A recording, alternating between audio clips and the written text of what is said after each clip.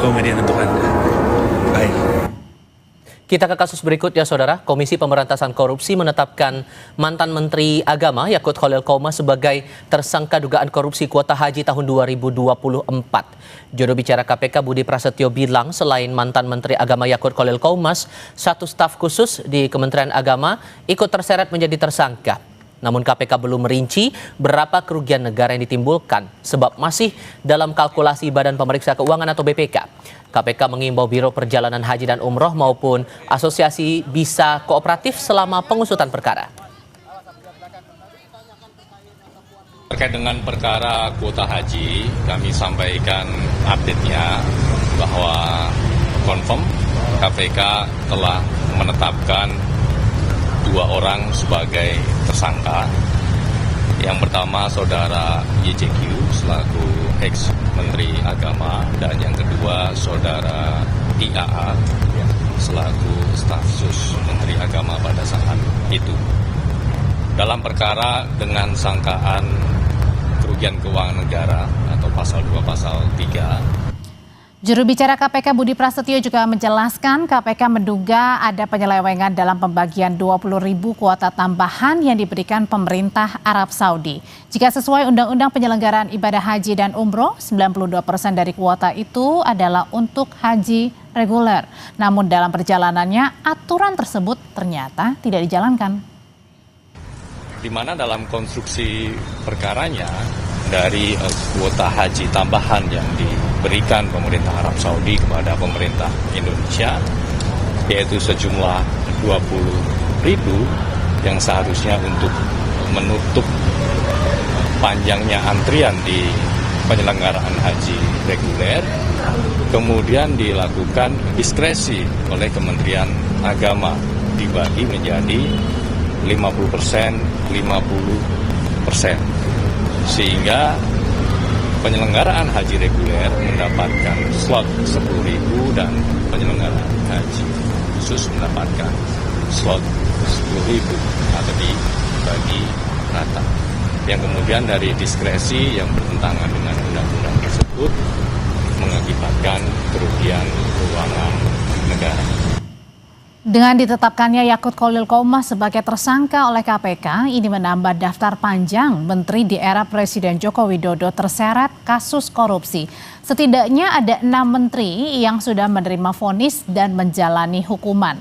Ada Idrus Marham, Imam Nahrawi, Edi Prabowo, Juliari Batubara, Johnny G. Plate, dan Syahrul Yassin Limpo. Sementara untuk Tom Lembong juga mendapatkan vonis tapi kemudian mendapatkan abolisi dari Presiden Prabowo. Sedangkan untuk Nadiem Makarim kini menjadi terdakwa dan sedang menjalani sidang.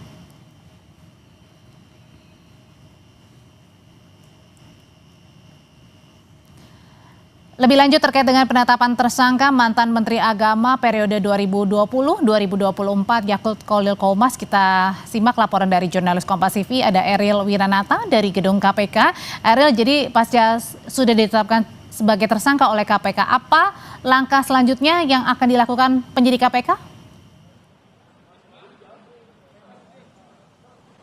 Ya, Audrey dan saudara, bahwa memang dari KPK sendiri mengatakan akan melakukan penahanan dalam waktu dekat terhadap dari 2 tersangka, yakni adalah mantan Menteri Agama Yakut Khalil dan mantan dari staf sus Menteri Agama tersebut pada periode 2020 hingga 2024, yang dimana ini terkait dengan kasus korupsi penentuan kuota ibadah haji Kementerian Agama pada tahun 2023-2024. Yang dalam hal ini memang bahwa telah dikonfirmasi terkait dengan 2 tersangka tersebut yang akan dilakukan penahanan dalam waktu dekat untuk melakukan pengungkapan lagi terkait dengan aliran dana, yang dimana memang dalam hal ini juga KPK sudah melakukan koordinasi dengan PPATK tentu saja untuk mencari untuk dengan aliran-aliran dana yang dilakukan dari kasus dugaan korupsi tersebut. Lalu kemudian juga hingga saat ini memang masih dilakukan penghitungan atau kalkulasi dari BPK terkait dengan kerugian negara atas dari kasus korupsi kuota ibadah haji, yang dimana memang jika kita melihat saat ini KPK menggunakan pasal 2 dan 3 terkait dengan Undang-Undang Tipikor, yaitu adalah terkait dengan kerugian negara,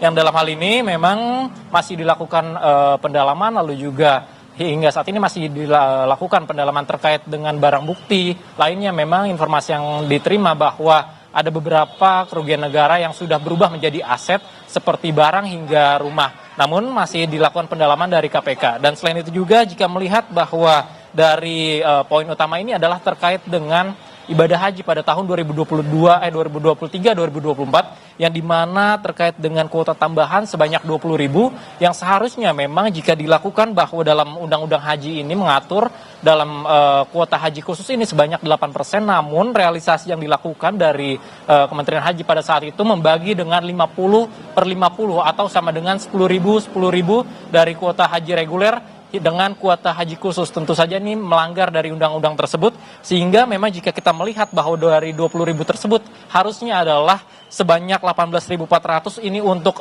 kuota haji reguler tambahannya, lalu untuk kuota haji khusus ini sebanyak 1.600, tidak seperti yang dilakukan pada saat Yakut, yaitu adalah 10.000 dengan 10.000.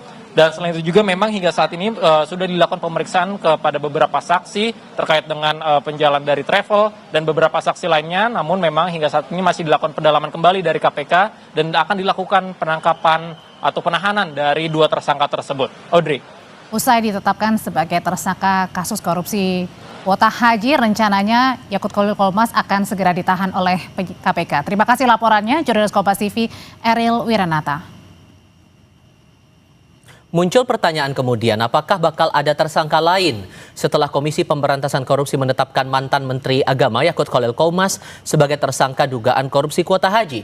Saya diskusikan ini bersama peneliti Pusat Kajian Anti Korupsi UGM Zainur Rahman. Mas Zainur, apa kabar? Selamat sore, kabar baik. Terima kasih sudah bergabung bersama kami. Ini kan Gus Yakut sudah beberapa kali dipanggil KPK, terutama dalam proses penyidikan waktu itu. Membaca konstruksi hukumnya setidaknya sejauh ini, apakah memang sesulit itu kemudian KPK melakukan penyidikan dan baru kemudian sekarang Gus Yakut ditetapkan sebagai tersangka? Ya, memang ini ada banyak pertanyaan publik ya, yang harapannya nanti bisa terjawab dengan jelas di persidangan yang terbuka untuk umum. Kenapa demikian? Misalnya, saya juga bertanya-tanya, mengapa menggunakan pasal 2 atau pasal 3 Undang-Undang Tipikor yang sekarang menjadi pasal 603 atau 604 KUHP? Mengapa bukan menggunakan pasal suap atau gratifikasi? Apakah ini soal kebijakan dari Menteri Agama yang dianggap melanggar pasal 64 Undang-Undang Haji, di mana di sana seharusnya untuk kuota ibadah haji khusus itu hanya 8%, tetapi ketika ada tambahan diberikan kuota sebesar 50%. Yang menjadi pertanyaan, ketika ada seorang pejabat negara melakukan penyalahgunaan kewenangan atau melawan hukum, tujuannya untuk apa? Ya biasanya karena ada konflik kepentingan, ada suap, ada gratifikasi, ada interest pribadi. Seharusnya itu yang dikejar oleh KPK. Sehingga ini harapannya nanti ketika sudah ditetapkan sebagai tersangka ini, KPK akan segera untuk membawanya ke pengadilan agar semua bisa diperlihatkan kepada publik secara terang benderang bagaimana dulu pengambilan kebijakan untuk penentuan kuota ibadah haji khusus tambahan yang kemudian harusnya 8% menjadi 50% itu. Apakah murni karena keputusan diskresi oleh Menteri Agama atau dipengaruhi oleh interest yang melawan hukum? Itu yang paling penting. Tapi apakah memang sulit untuk menggali kasus ini sampai akhirnya baru sekarang ketahuan Gus Yakut harus bertanggung jawab dalam kasus ini versi penyidik KPK? Harusnya kalau saya boleh berkomentar tidak ya. KPK itu sudah pernah menyampaikan kepada publik bahwa ada dugaan aliran dana dari pihak-pihak swasta, dalam hal ini adalah penyelenggara ibadah haji khusus, kepada penyelenggara negara yang berada di Kementerian Agama. Artinya itu kan ada dugaan suap atau paling minim adalah gratifikasi. Nah kan kemudian dengan pendekatan follow the money harusnya itu bisa dipetakan dengan laporan hasil analisis transaksi keuangan, uang itu dari mana, kepada siapa, kemudian dibagi kepada siapa saja, untuk tujuan apa. Dugaannya ini kan ada jual beli kuota dari travel ini agar mereka bisa mendapatkan kuota tambahan. Karena kuota tambahan itu kan cukup besar ya, 8% naik menjadi 50% ya dari 20.000 itu ya. Artinya kan ini potensi keuntungan yang relatif besar bagi mereka sehingga mereka dengan cara apapun memperebutkannya. Nah, itu yang seharusnya diusut oleh KPK dari dulu. Saya juga bertanya-tanya kenapa ini kemudian berkepanjangan baru sekarang untuk ditetapkan sebagai tersangka. Yang juga menarik begini, karena pengumuman tersangka ini kan awalnya sempat dijanjikan KPK baru akan diumumkan tersangka itu setelah tahu nilai kerugian negaranya, tapi sekarang malah kebalikannya. Ini bagian dari strategi kah menurut Anda? Ya, itu juga jadi pertanyaan, salah satunya gitu ya.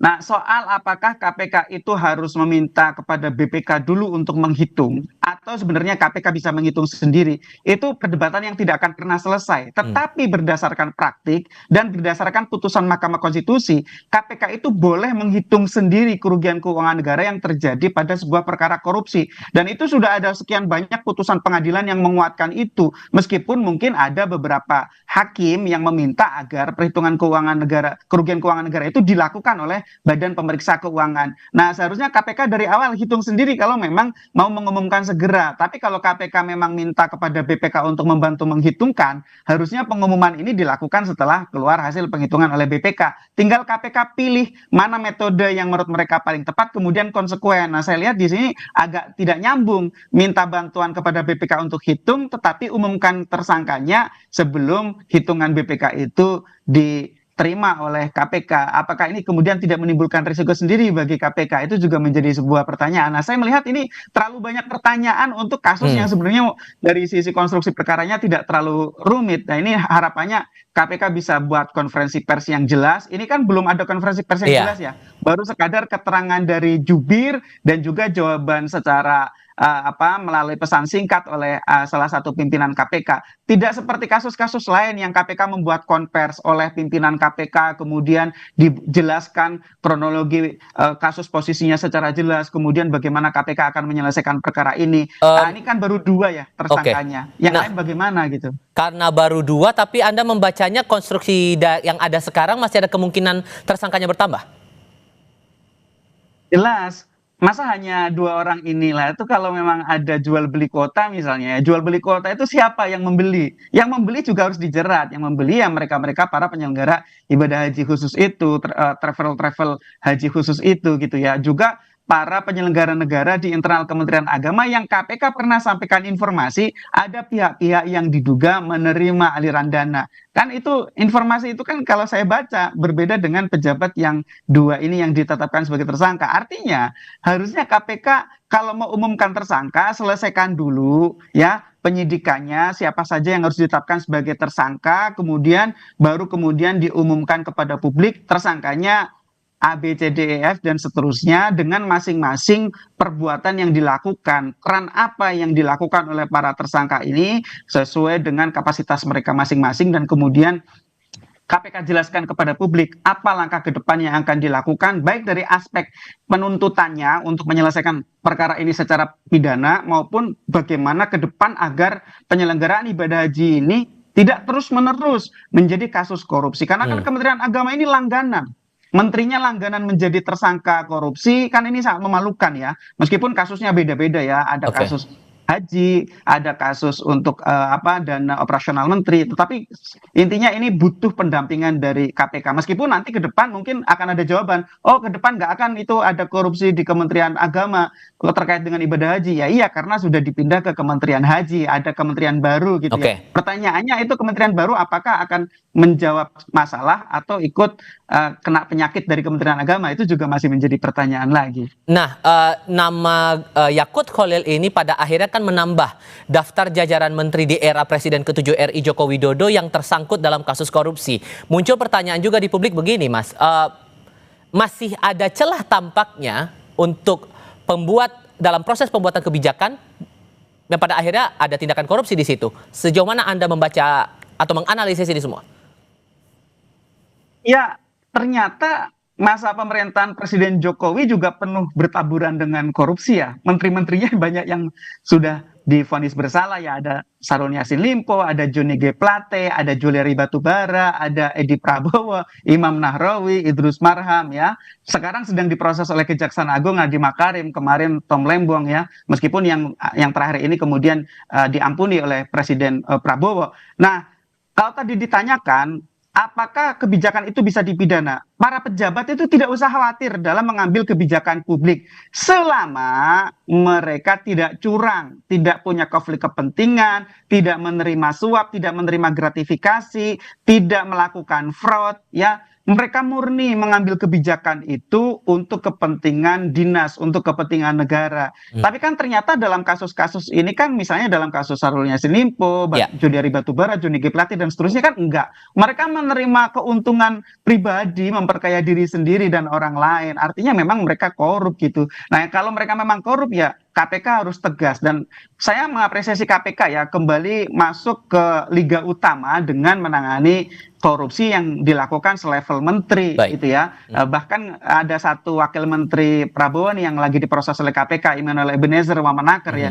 Sehingga harapannya pemberantasan korupsi itu memang berfokus kepada pelaku-pelaku yang jabatannya tinggi, menyangkut hajat hidup orang banyak, menimbulkan kerugian keuangan negara yang besar. Sehingga itu adalah perkara-perkara strategis, KPK bisa efektif, efisien di dalam menggunakan sumber dayanya, sehingga hasilnya bisa lebih berdaya guna. Begitu. Oke, Mas Zainur Rahman, terima kasih banyak sudah mau berbagi perspektif bersama kami kali ini. Sehat selalu ya Mas, selamat sore.